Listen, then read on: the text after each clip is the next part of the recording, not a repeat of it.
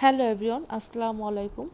এখন তো পুরো আমের সিজন, আর এই সিজনে আমরা আম দিয়ে অনেক রেসিপি তৈরি করি।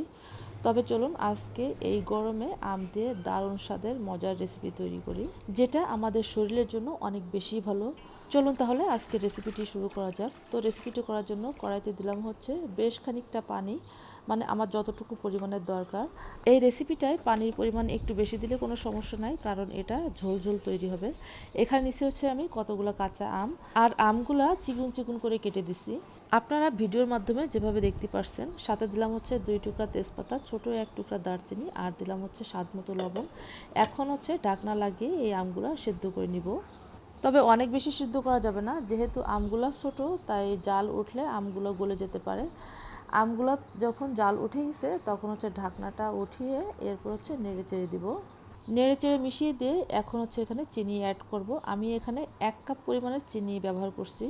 খুব বেশি আগে থেকে চিনি ব্যবহার করা যাবে না, তাহলে হচ্ছে আবার অনেক মিষ্টি হয়ে যাবে।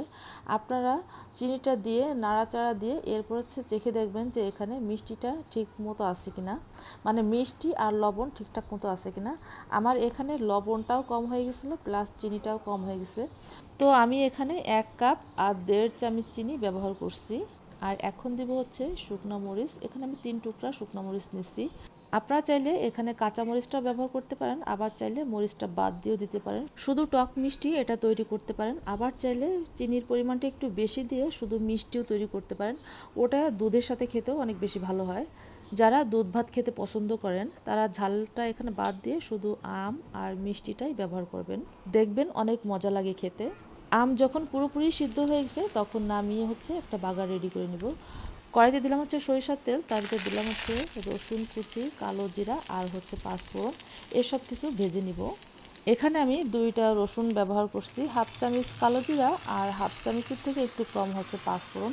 ফোড়নটা হয়ে গেছে, এখন হচ্ছে আমের ভিতরে দিয়ে দিব।